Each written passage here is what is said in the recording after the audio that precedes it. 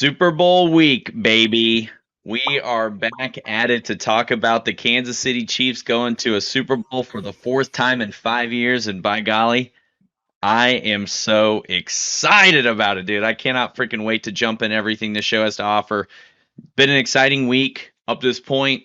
Had an opportunity to talk to a few different people, go through some perspectives, and just get all of the content in that I can. I don't know how you're feeling, Trey. I know you're not a big Instagram guy, but I'm watching all the videos. I'm checking out everything from that opening night, all the interviews. I want it all. Yeah, it's been fun. I'll tell you one of the funnest parts, Dan, is that everybody outside the realm of Kansas City, and this that we have a big fan base, but everybody outside the realm of Kansas City hates the fact that we're back in the big game, especially after the season that we had. There's a lot of ups and downs, and nobody expected us to be here, including myself. But here we are. Everybody hates it, but I love it even more because everybody hates it. So, man, I'm fired up. We are truly, this is just incredible to say. I mean, fourth Super Bowl in 5 years. Not a lot of fans get to say that. So I'm soaking this one up for sure, and I'm gonna enjoy it for sure. And I'm fired up, man. I'm fired up. A rematch. It can't get any better. It doesn't. Truly doesn't. It's us against the world, man. You look across all the social medias and what the feel has been out there, and it's really anti-Chiefs, anti-Chiefs across the board. You heard it opening night. The crowd down there in Vegas is predominantly Niners fans, and we can talk into some of the things here with the media side of things. Um, Predominantly Niners fans down there in Vegas, from what we were hearing. Audible boos throughout any Chiefs questionnaire or session. So a lot of that is telling me it's going to be a Niners heavy crowd. Yeah, I heard that too, and I think for the Super Bowls, a lot of people go, not as a fan of a team, as a fan of football, or corporate America bought them tickets. But back to my point, man, I think there's people there that want to see the Chiefs lose, and a lot goes into that. A lot, like I said, people don't want to see the Chiefs win anymore because of the success we've had. Taylor Swift's got a part in that. Travis Kelsey's got a part in that. I mean, we're just kind of the bad guys now, and so it's Just so I'm weird. okay. I feel like our team is so likable in so many different ways, and it's so weird that and it's obvious that it's the success that the team's seeing and the jealousy associated with that for other fan bases. But I mean, Mahomes is a super humble guy. Now everyone wants to hang their hat on the one little outburst that he had in that Bills game during the regular season.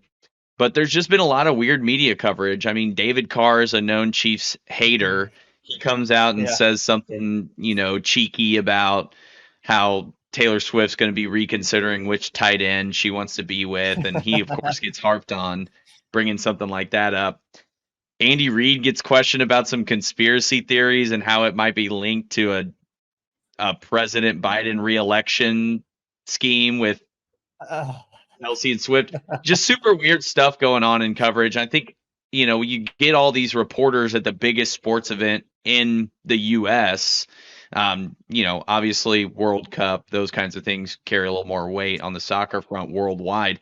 But here in the U.S., the Super Bowl is the biggest event. So you get reporters from all over the world trying to cover it and maybe are trying to grasp at straws and get something that isn't quite there. So it's just been funny hearing some of the weird questions that these guys are getting on the podiums. Not your yeah. typical media day for these players. Yeah, and to go into that, a couple points there. It's been nice to see that the Chiefs have stayed humble throughout this process. Last couple weeks, last couple games, there's been a lot of hot and heavy, back and forth between Bills fans and then Ravens fans, and both of those teams were scratching, man. They were wanting to get in the dance, and they just couldn't make it happen, and they were really taking that out pre-game. And the Chiefs, throughout the process, stayed humble and stayed the course. How Andy Reid, harps on those guys to not give anybody bulletin material, and they've done a really great job at that. But to the point about some odd questions and weird media days, we had I'm not sure what the story was on that kid that was asking questions for both teams, but one of them was the fantasy team. If somebody had to pick a fantasy team, and I'm not sure if he caught that, but Brock Purdy mentioned that if he could pick a fantasy team, it would be the Niners offense and then Josh Allen as the quarterback, which is pretty funny to hear from the starting quarterback going into the Super Bowl. But Patrick Mahomes, he was going back and forth with this kid on who he'd pick, and just a couple guys off the top of my head. Randy Moss was his wide receiver 1, and Jamar Chase was wide receiver 3. So I think he had Earl Campbell at running back. So pretty cool to hear those Oh, guys wow. things like that, where you don't hear them talk about stuff like that. It's always what's next week, or what's coming this weekend, or how are you going to do this, or how are you going to fix this, so media week for the Super Bowl is always a great time. No, absolutely. And I think for the Chiefs, it's definitely been a lot of what are you going to fix? What are you going to do better? And so maybe it's nice for these guys not to get just hounded about their offensive performance and the guilt that comes with that because the defense is performing so well. It's like, we've seen this offense turn a page a little bit here in the postseason and kind of shift their identity, which we'll talk about more of those X's and O's and what that looks like going into the game later in the show. But definitely funny. It makes for good social media bits. Like you get your 30 second, 60-second clips, and those things are popping off because you just capture some odd moment or some great answer that's just click worthy. But we'll go into the injury report. Just touch on this real quick from eCoffee, our friends, KC Local Coffee Company, www.eeroastcoffee.com is where you can check them out and order some of that espresso. Charles Omenihu officially on IR. Sky Moore actually was activated from the IR today, has been practicing in a limited fashion. Isaiah Pacheco limited with his toe injury, and Chris Jones limited with a quad injury. Everything indicates that those two guys are going to play, Pacheco and Jones.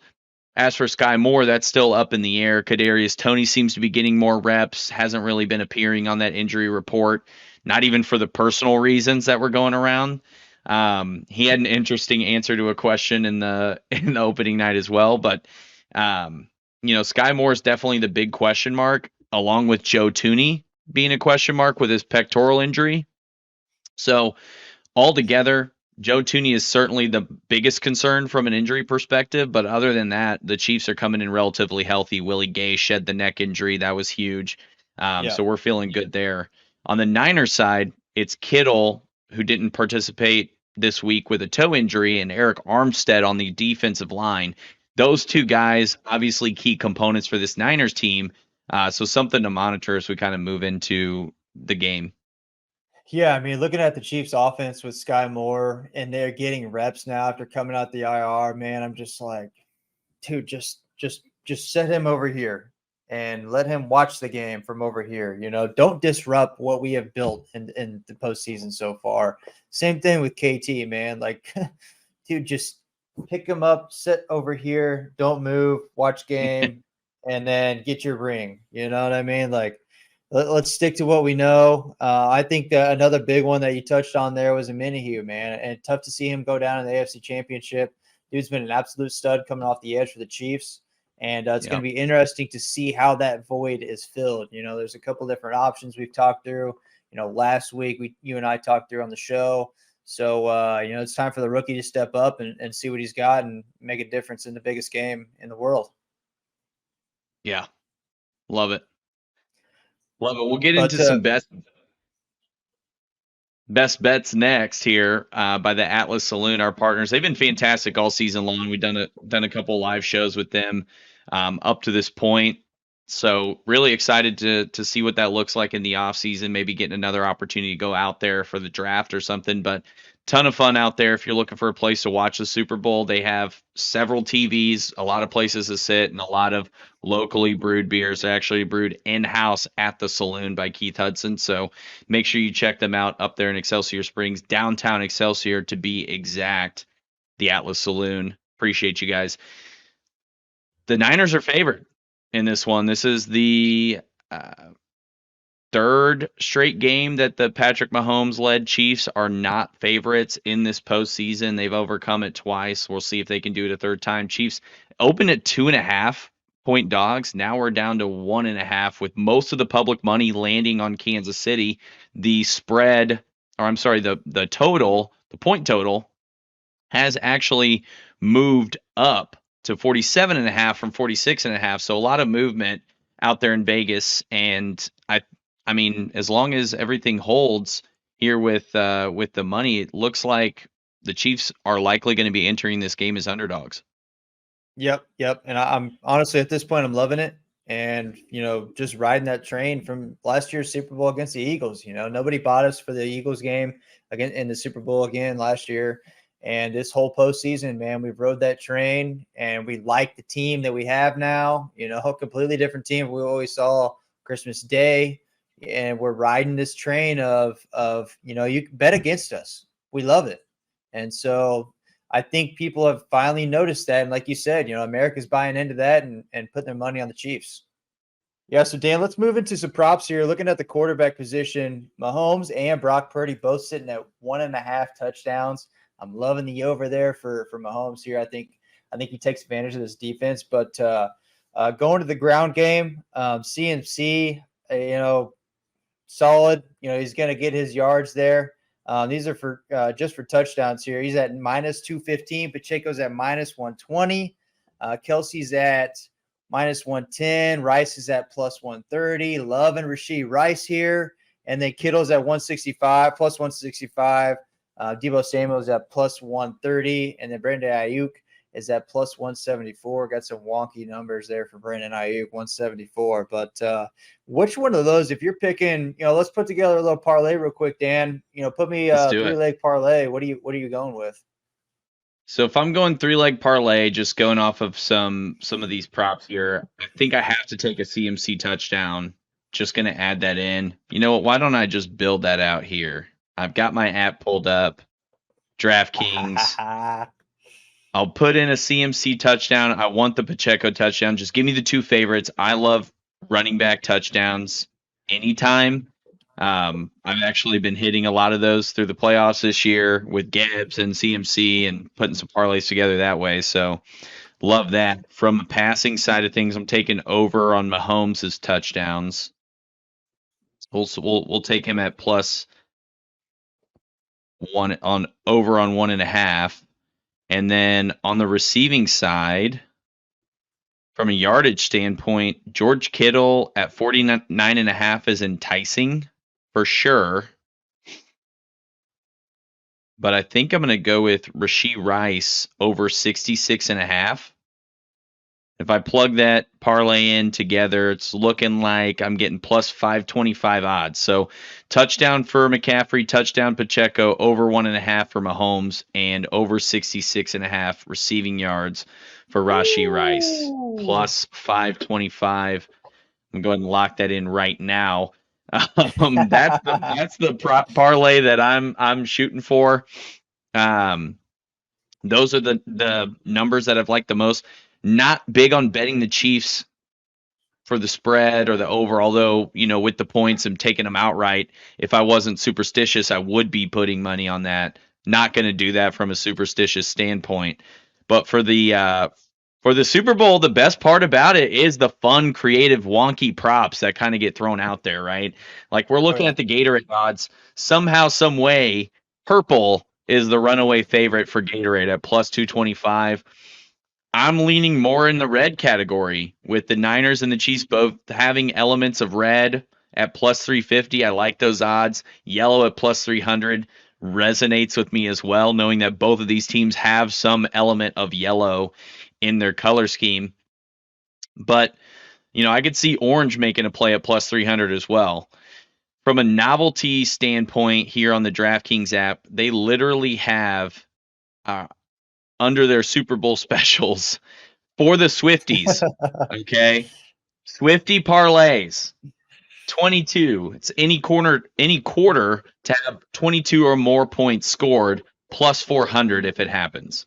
Right? If let's say anti-hero is Brock Purdy getting 250 plus over 250 passing yards and over 2 passing touchdowns at plus 200. That's the anti-hero parlay on DraftKings. So there's a lot of fun little little nods to Taylor Swift in the app right now. I might take a couple of these. I knew you were Super Bowl trouble, Christian specials. McCaffrey. I knew you were trouble, CMC. 150 plus rushing and receiving yards at plus 160. I think that's like a lock. That feels good to me. I don't That know. feels good. There's a lot of stuff here that's a lot of big fans here. I'm What a was fan that? of a That lot of was these here. So New York trouble, you said? Or New Year's trouble? New York trouble? I knew you were trouble. I So knew any you were Swifties out trouble. there listening to the show, you're gonna get these references a lot better than Trey and I will, I think. Yeah, I'm probably gonna I'm just catch more up or interested just in what this means from a numbers and stats standpoint. yeah. We're about the money here, baby. We're all Yeah. about that money. Oh Coin man. Dan. toss. Let's look Yeah. at the coin toss and break this down Yes. because this is one of the most popular Super Bowl props. Tails It has is. hit 30 out of 27 Super Bowl, or 30 out of 57 Super Bowls, 27 going the heads route, obviously. What the Chiefs did last year was they snapped a streak. The team that wins the toss had lost 8 straight Super Bowls until the Kansas City Chiefs won the toss, deferred to the Eagles, and won the game ultimately 38-35. So if we're looking at the last 9 Super Bowls, 8 of those teams that have called the coin toss correctly have gone on to lose that game. Definitely something to keep in the back of your head as you're putting your prop bets out there. But for the coin toss perspective, I'm going tails. Tails never fails seems to be the bet to ride here. Yep, I'm a tails guy as well. I did see something like people are taking tails or heads, plus 105 for a literal 50-50 bet. It is 50-50. And you're betting, you're losing money off the bet. They're betting 50-50 there, which is it's just funny. It's just the evolution of gambling has been, quite the scene to watch. But Dan, let's jump into the X factor for the game. I want to start with you, but first we're going to talk about one of our sponsors, Better Homes and Garden, and specifically Katie Lawrence, who is a real estate agent with Better Homes and Garden here in Kansas City. And she's serving the Kansas City metro area, specifically in Missouri. If you're looking to buy, sell, or build a home, she's going to take care of all that dirty work that you don't want to have to do yourself, right? So it's a very stressful process, or can be, until you have the right real estate agent. And that right real estate agent is Katie, and she's going to take care of all that stuff that you don't want to deal with. All you got to do is pick out the house you want, and she's going to take care of everything else for you. So, Dan, let's bring it in with the next factor for the game. Who you got? Man, I feel like I'm taking a cop-out road here, but it just makes so much sense to me because of what we saw in the regular season at times compared to what we've seen most recently in the playoffs. And I'm going with number 87. Karma is the guy on the Chiefs himself, Travis Kelce. He's had at least 71 receiving yards in each of these playoff games, 23 total receptions, the most targeted guy on the field, and then capped it off with 3 touchdowns in the last 2 games. Sustaining those numbers has been a direct correlation to what we've seen on the offensive side of the ball in terms of success, right? Whether it's been his 100 plus yard games that resulted in W's or in the regular season, or what we've seen most recently in the postseason, where he's stacking up numbers, completing those catches, and making those key moments happen. Whether it's converting a third down, getting those yak yards, seen a little bit of an extra shake and shimmy in 87 in the playoffs here. And so I think him being able to sustain that against what's going to be a difficult defense, right? Fred Warner is going to draw a lot of attention to number 87, at least the early parts of his routes, chipping him and those kinds of things. And then he's going to draw some safety and slot corner looks as well. So Yeah. just him being able to overcome that 49ers defense in this game is going to make or break ultimately what this looks like. Now, if he's able to maintain averages in this game, right, about 7 catches, 80 or so yards, and a touchdown, I would be surprised if we'd lost the game with him putting up those numbers. Now, if he's held to something south of 50 yards, maybe 2-3 catches, no touchdowns, that's going to be a direct correlation with a loss in this game. And so I think he is truly the X factor because the defense is going to do what the defense does. On the offensive side of the ball, we're kind of relying on 87 to be that security blanket for 15 and make those big moments happen. And I'm putting my X factor chip on T. Kels this weekend. I love that, man, and he's been such an instrumental part in this postseason, like you said, and uh, I mean, just a lights out player. He's been there. Every big game. Travis Kelce's been a part of it, and we've obviously seen that with Super Bowl wins. But I'm going to the other side of the football, and I'm going to the other side of football because we're playing such a high-powered offense with the Niners. So I'm going with the green dot. Nick Bolton, my man.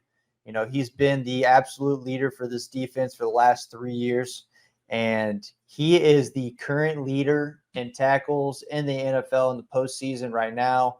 Obviously we have an extra game other than some of those guys. Fred Warner got the bye week in the wild card week, but Nick Bolton's leading the league in tackles in the postseason. I think that's going to be huge going into the matchup he's going to have across the football. I mean, Christian McCaffrey specifically, right? So I look for him to limit the run game. You can't stop that. You can't stop Christian McCaffrey. You can't hold him under 30 yards, whatever it may be. It's incredibly hard to do.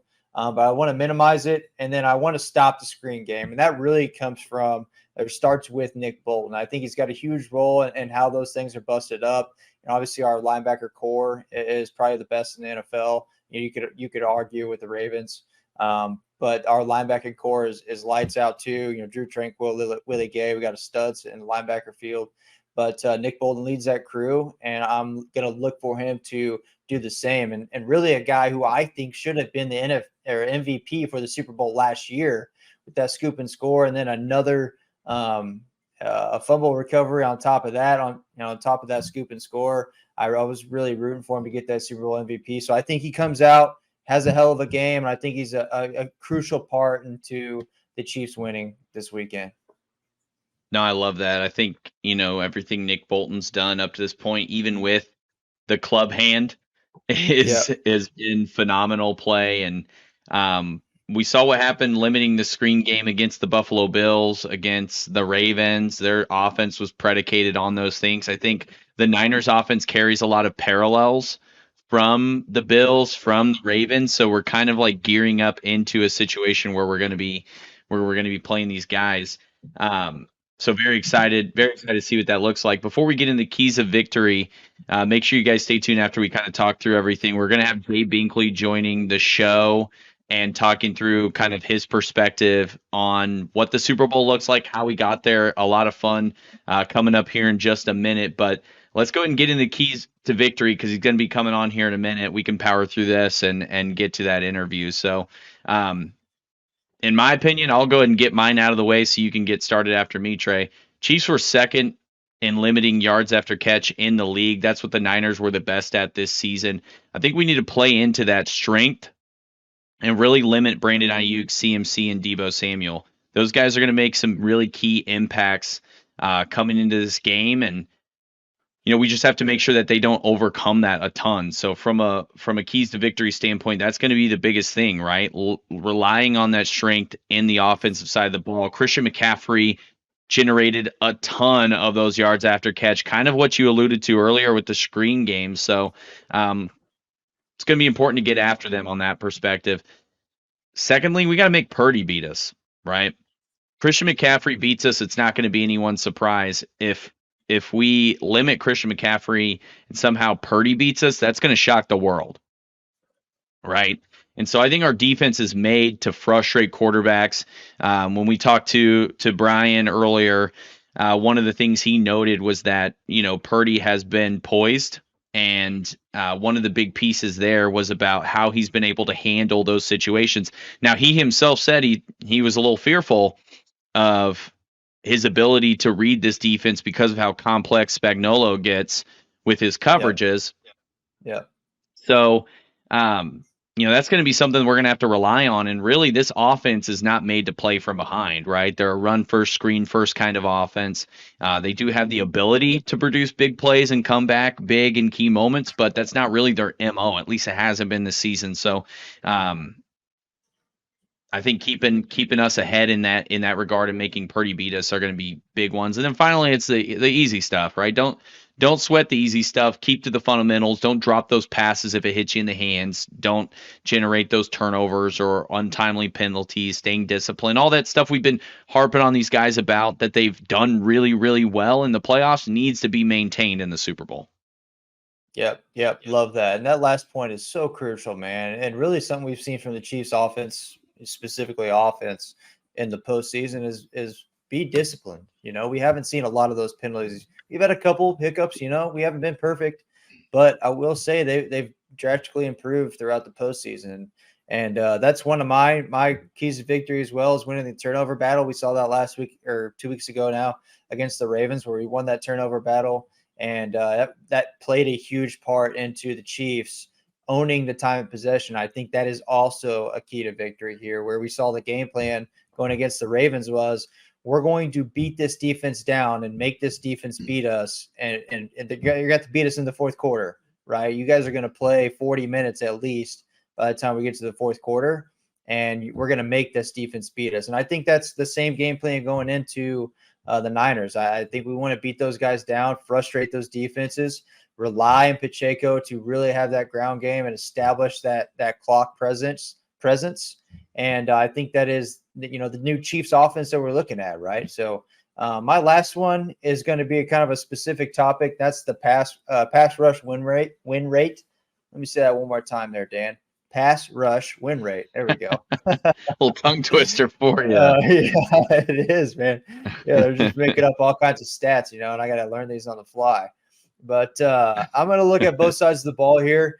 So Creed Humphrey, Joe Thuney, and Trey Smith. Obviously, Joe Thuney may not play this game. He's looking pretty limited at this point. But those guys were all top 5 as individuals in pass rush win rate this season, which is phenomenal. We've been talking about the interior offensive line, how they're the best in the league all season. Those guys have been at the top of their game.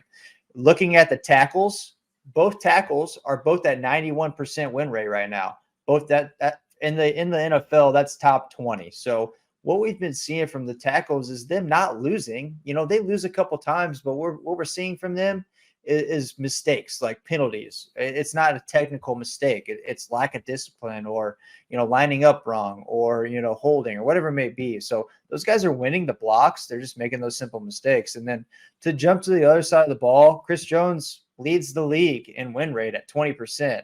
And I love the matchup he's got going against this O-line. That right side of the O-line does not look good for the San Francisco 49ers. I think him and Karlaftis are going to have a day against San Fran. And Brock Purdy is going to be on the run on the opposite side, trying to throw across his body, and it's not going to end up well for him. No, I love that. I think that gives me a lot of confidence just kind of looking at these numbers. These are numbers I wasn't aware of until you brought them up here. So that's really exciting to see the impact that this offense has had, and also what Chris Jones can do, man. I mean, the guy's just an absolute mauler. No, I think these are very important pieces to the puzzle on beating this Niners team in the Super Bowl. We're going to have a big time challenge, and I'm definitely looking forward to it. Before we wrap the show, it is time to bring on Jay Binkley from 610 Sports Radio here in Kansas City. So we'll go ahead and get that started. All right, Chiefs Kingdom, we have Jay Binkley on the show joining us to talk about the Chiefs Super Bowl. 4th one in 5 years, a lot of fun stuff. You can catch Jay on the Chiefs postgame show at 610 Sports Radio here locally in Kansas City and Odyssey Station. And you can also check him out on the Character Concerns podcast. He is one half of that podcast talking about the NFL draft and everything going on the college side of things as they get ready for the pros. So, Jay, really appreciate you taking some time to come on the show. Enjoy it, guys. I love this time of year. I love the Super Bowl. It's just it's so nice that the Chiefs can be in this thing, because had to deal with the Patriots for a lot of years and had to deal with the 2 decades of not winning a playoff game. So things are a little bit different. Yeah, you ain't lying. I think suffering through all of those years, decades even, definitely worth it now to be on the other side of it. Oh, 100%, 100%. It's kind of like it's becoming a rite of passage, 4 out of 5 years. And there's going to be plenty more too. I mean, this is definitely not the end of it. It's going to be something that could pretty much happen every year. Oh yeah, I love that. It's early stages, and gosh, it's a beautiful thing. Beautiful thing, man. So the Chiefs, just kind of jumping into it right away. Chiefs seem to be a little more battle tested, in my opinion, at least, than the Niners. Just kind of the adversity that you go through in a season, what we've seen from that offense, what we've seen from the AFC schedule, the heavy hitters we face in the playoffs. Would you agree with that take? And how do you think that road that the Chiefs took impacts their chances for this Sunday? I think it's good. I think going through the adverse moments that they had, I think the 49ers have had these moments too. It was a team with a lot of expectations on it. They went on that 3-game slide, did San Francisco, where they lost to PJ Walker in Cleveland.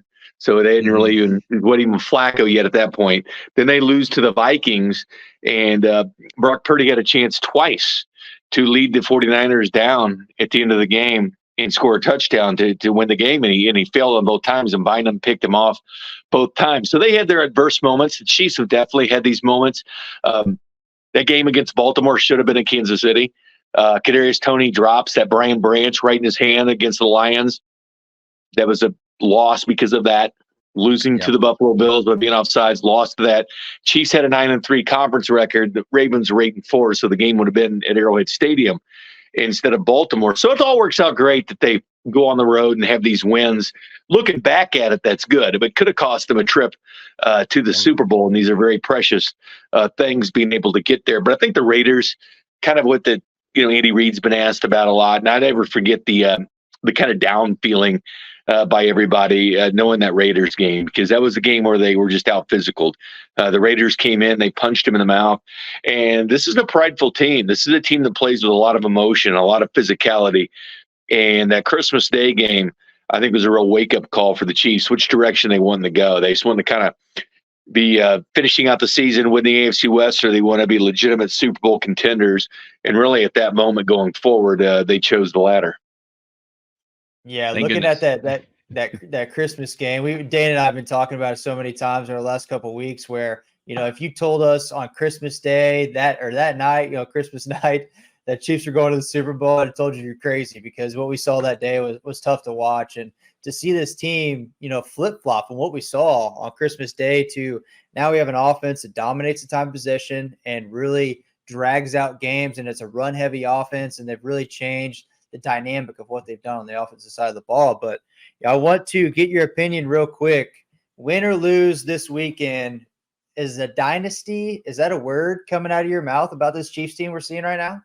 Yeah, I think it has to be. A little bit cautious with the last year, but then when they did it this year and made it to the Super Bowl, win or lose these things, it's still getting still AFC champions, and it's still 6 straight AFC title game shots. And we all know, going back and watching those games, this could have been 6 straight Super Bowls for this team.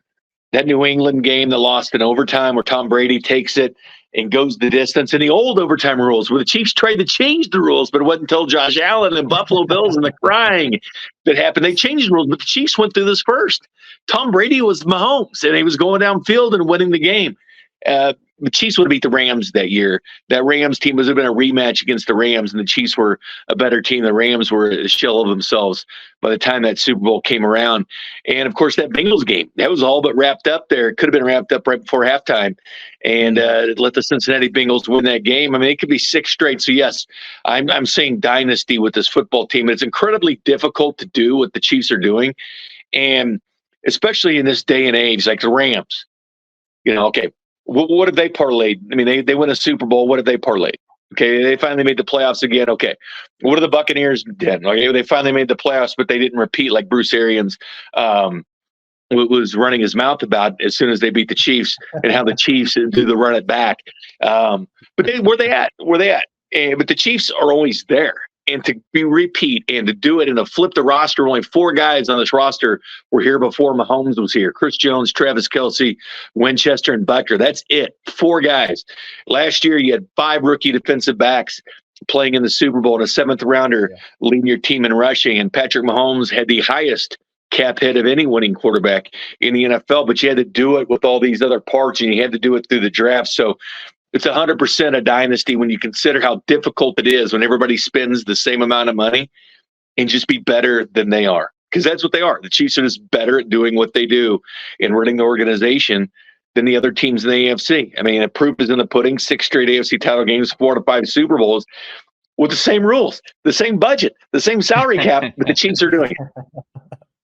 No, you Yeah, I can't love use it. the small market argument you can use in baseball here in the NFL. It doesn't. It just No. doesn't apply. And I think that speaks volumes to one, and you kind of alluded to it, how difficult it is to get back to that stage, let alone It's tough. propel yourself beyond that stage into the Super Bowl, and also just everything that's going on in the front office side of things. Brett Veach, what he's doing to bring in that draft talent so that we can have those late 7th round, 6th round, 5th round picks come out and start producing day one basically out of training camp. I think that's fantastic from what Brett Veach is doing, scouting that talent and his team there, and what the coaching staff is able to implement from an X's and O's standpoint, making sure that they're putting out those concepts in a way that the players are going to execute well and just playing to those strengths.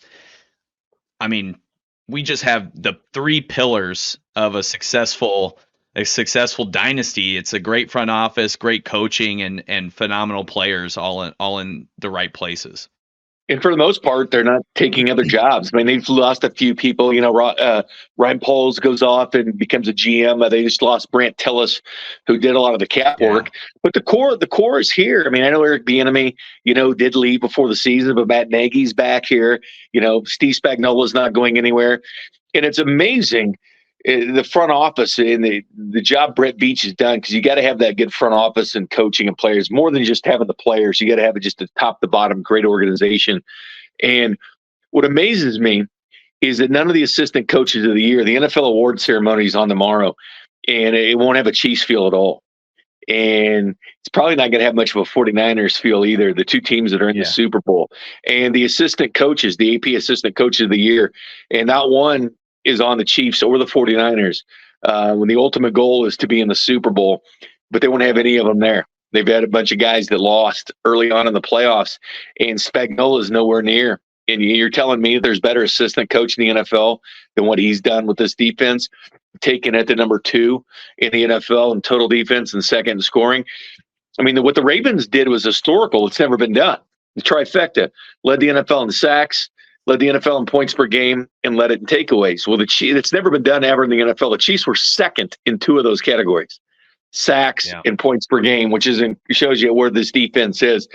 It's an incredible job by Steve Spagnuolo. None of the players in the NFL believe in their defensive coordinator like the Chiefs do Spags and the Spags we trust and the way that they talk about this guy. But I mean, if that's not a guy that's not even a finalist for one of the assistant coaches of the year, it's a joke. I mean, it's a complete and total joke.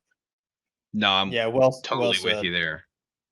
Yeah, I wasn't even registering that was on the horizon, the awards there. But tomorrow.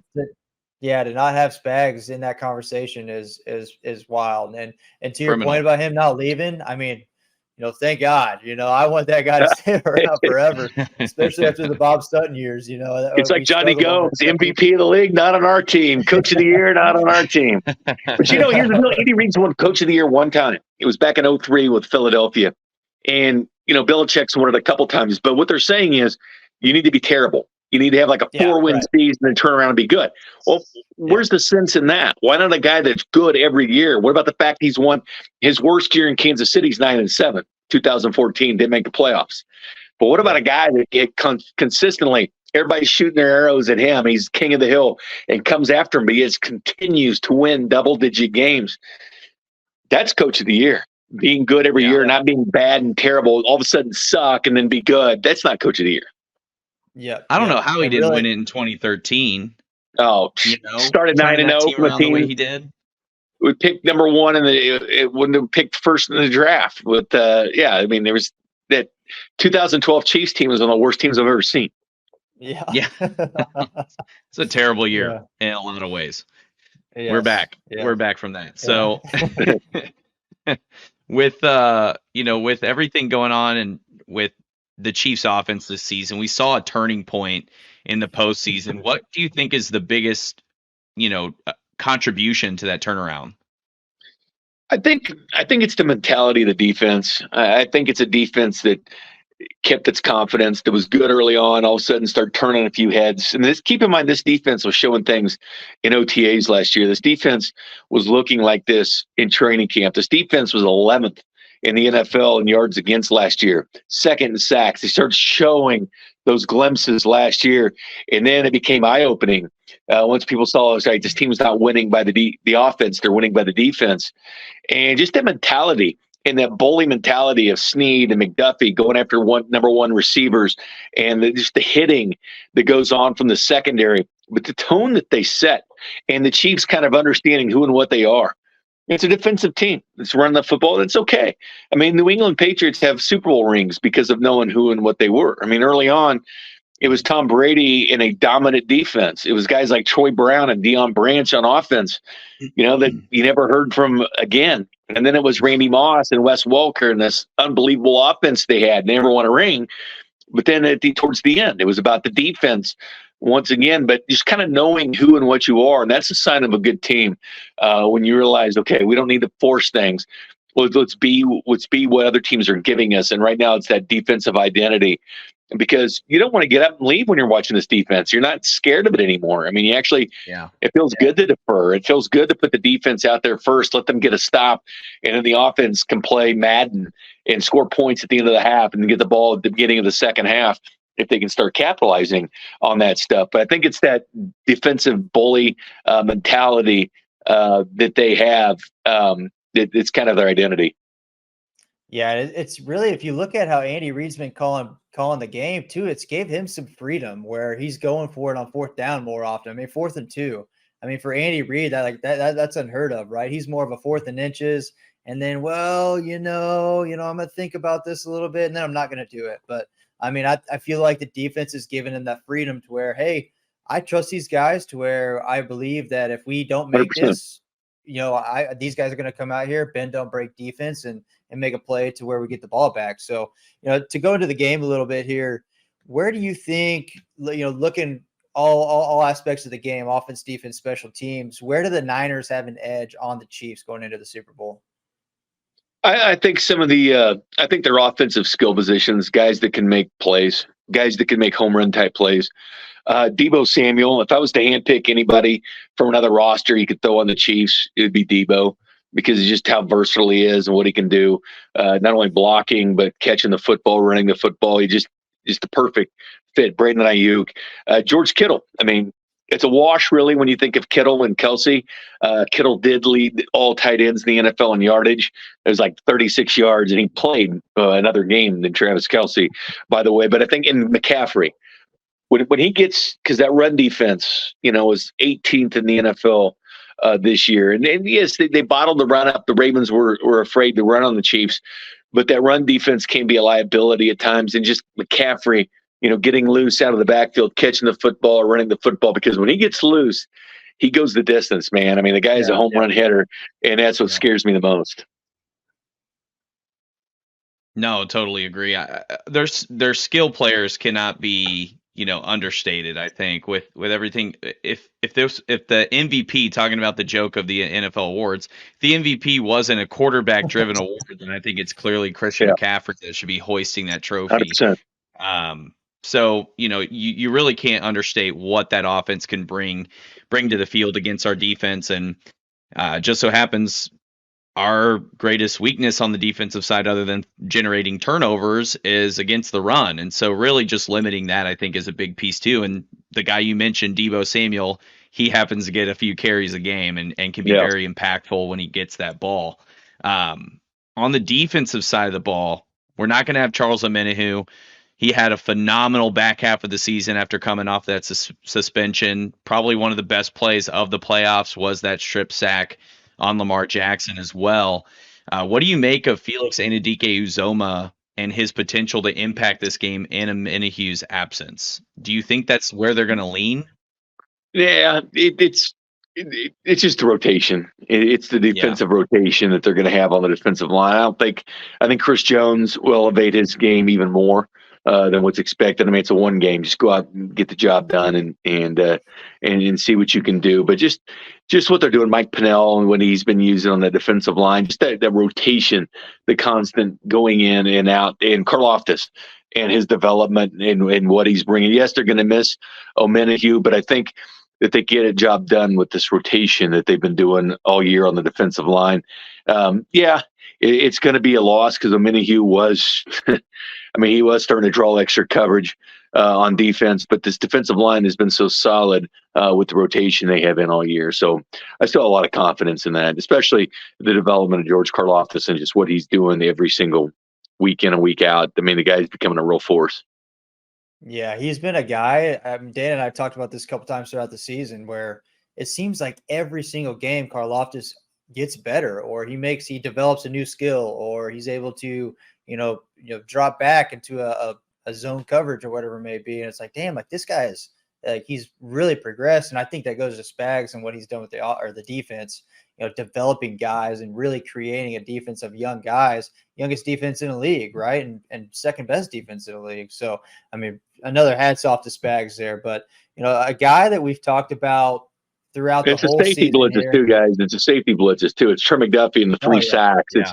It's Reed getting to the quarterback. I mean, it's even the spare times Leo Chanel getting there. Watch him use Nick Bolton, out of the blue, getting back there. But we forget how good a pass rusher Leo Chanel is. Actually, Pro Football Focus actually had him higher than Herbig and Watt when he was at Wisconsin. And he played on the inside. Yeah. Wow, I didn't know that. That's very impressive. Yeah, he's an athlete, but he wasn't a pass rusher. Yeah, right. Just another thing Spags taps into there, So a guy that we've talked about, all season being MVS and not for good reasons, right? And I was actually listening to Carrington today on the drive on the way home, and some of the nicknames he's got for MVS. But the MVS we've seen in the AFC Championship and divisional has been lights out. What do you expect from MVS going to the Super Bowl? Just be the guy that just has to take some self pride to try to, when people look back at these big games and think that MVS did it. So whatever you want to say about MVS, and we all said things, about and the frustration they would build with watching MVS play, because he has the skill. 6'4", runs a 4.37, had the fastest time in the NFL 2 years ago running.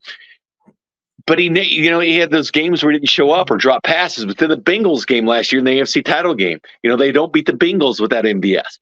And then just the catches he's had this postseason and back-to-back games. It's not say go out there and get 5 for 90 or 5 for 105. Just make that catch when nobody's expecting it, and that's what you hang your hat on. That's what you hang your hat on when you're sitting at a bar and you're having a beer 20 years from now saying, I caught this great touchdown in the Super Bowl.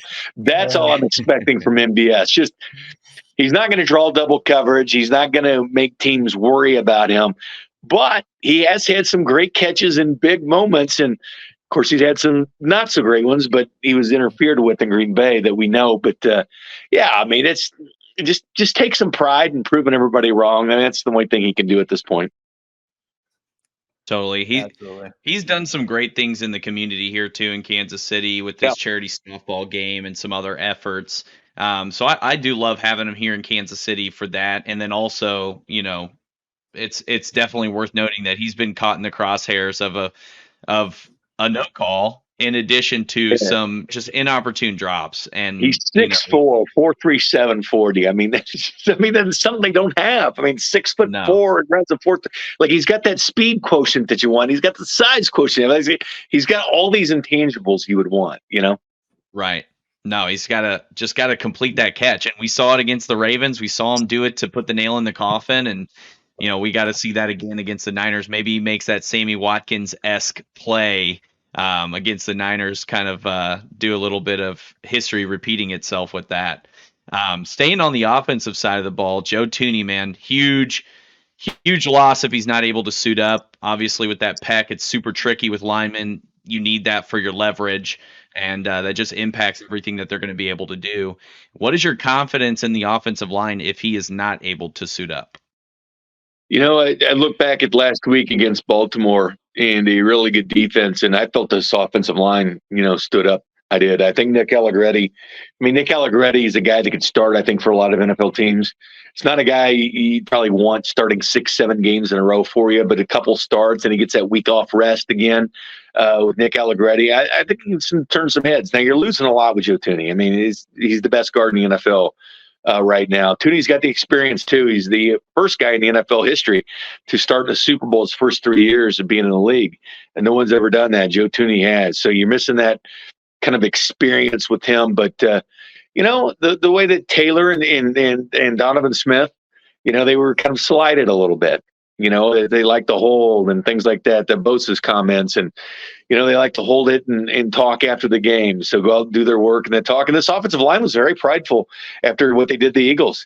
Remember the shirts they wore at the parade that said no sacks and stuff like that. I mean, they took a lot of pride in that, but I'm expecting the offensive line, and they know when they go back that huddle, it's Patrick Mahomes back there, and they want to protect him at all costs. So I think the offensive line will be. I think Allegretti, if asked to start, he might be a better option. 100% Nick Allegretti probably gives you more than 80% Joe Thuney, to be honest with you at this point. Sure, that's great. Sure. Yeah. I'm a big trenches guy. I love to jump in on the offensive guys, and that core right there in the middle from what we see in the Chiefs offensive line has been unbelievable this year. So Jay, I know we're going to get you out of here, but I got a couple of questions to wrap this up for you. One, let's get your score prediction, and then two, barbecue choice for the game, and what's the beer choice for the game? Beer choice. All right, I'll give you the beer choice. It's I've been drinking a lot of the I'm still on the winter beers, man. I just it's hard to find winter grind anymore, though. It's made in Springfield, so I've kind of it's hard to find right now because you got to buy it early. You got to stockpile it in December, January. But I've been drinking a lot of the Boulevard Irish Ale. I've been going with that in the porter, the Founders Porter. It's got like a graham cracker finish or whatever, but I love the Founders Porter. Very chocolatey, very good. So that's that. Barbecue, gosh, for years I've eaten at Smokehouse, probably for like 30 years, 35. I mean, it's been the staple in my life. It's a Northland tradition, but I've been going there for like 30, 35 years. I mean, it's just something that I've been doing. Smokehouse. And then in Kansas, I really found this one in a small town in Eudora, Kansas, and called Barbed Wire Barbecue. And these guys sold it out of their dad's garage, and they got a food truck, and then they bought a brick and mortar establishment. It's the American dream, man, to take something small and have your own restaurant. But it's really good barbecue. I like that. I'm gonna say final score is 27-24, Kansas City Chiefs. I keep picking them by a field goal because oftentimes it comes down to Harrison Butker's legs, and the Chiefs, I do think, have the better defense. I think they have the better quarterback. I think they got the better head coach, and they've got better experience than Frisco does this year. So I'm going to go with the champs, 27-24. Love it. Well, Jay, you're talking to a couple Northlanders here. So Smokehouse Barbecue, you don't hear that one get tossed around a whole lot. So I love that they're getting a shout out on here because I love their baked beans. Their baked beans are probably tops. Big put that crispy meat in it. I were going back to Oak Park days. I put the crispy meat inside those beans, man. You kidding me? So good. And then the winter grind, man. You're just speaking to me right now. I went to school in Springfield, so spent a lot of time at Mother's down there. And winter grind is, I mean, that's my favorite. That's my jam, man. Love some winter grind. It's a good beer city. Springfield's a really good beer city, man. It is. It's a really Springfield Brew Co. I mean, you got a lot going on down there. Yeah, I love it. Yeah, love it. Yeah. Well, you guys are Northlanders, so keep it up, man. Yes, sir. We'll have to get you down to the Atlas Saloon down in Excelsior Springs. They make a lot of good beers down there, and you know what? Sponsor for the show. They do. And I'm from Excelsior. Are you really? Yeah, I'm from Excelsior. Oh, are you really? I was born in Excelsior. My dad was born and raised, and my grandparents lived there their whole lives. I've gotten cars at Chuck Anderson. My insurance agent, Dave Martin, was in Excelsior. I still go down to Dubious Claims. That was our first brewery on our beer show. Was Dubious Claims in Excelsior. But yeah, man, between Atlas and Dubious Claims, Excelsior's got some beer going on. I can't believe you guys are from Excelsior. This is awesome. It's awesome. We're definitely going to have to do a show at the Atlas together this summer. Yeah, let's go. Let's go do it. Yeah. Let's go do it, my friends. All right, good. Heck yeah. Jay, where can everybody find you before we send you off, man? Just over at 610, we've been doing a lot of draft stuff. We do a draft show every Monday, and we podcast, and we put it out and release it on Tuesday. And we've been doing it for about a year now. I think we're going to step up and start doing 2 a week at this point. And it's usually on the radio about 3 or 4 weeks out from the draft. But I mean, they're just interested. I mean, we followed college guys the whole year, and the matchup, which games to watch and which players to watch. And we've been doing obviously a lot of receivers, which is like what we want for the Chiefs and receivers, Yeah. and really went to the inner workings on their matchup, which corners they were going against, and they enjoyed it. Then it was Senior Bowl and Shrine Bowl this week, and we'll get into some more the combine talk and stuff like that. So called character concerns, but we absolutely love talking draft. Love it, my man. Perfect. Totally appreciate your time. I mean, it's going to be awesome doing that show later on in Excelsior, but definitely excited for the Super Bowl first. I'm excited too, friends. I'm excited too. It's going to be fun, and let's get used to it because it's been happening on the regular. Yes, sir. Let's go get a dub. Let's go Chiefs. Thanks, Jay. All right, gentlemen. I enjoyed it.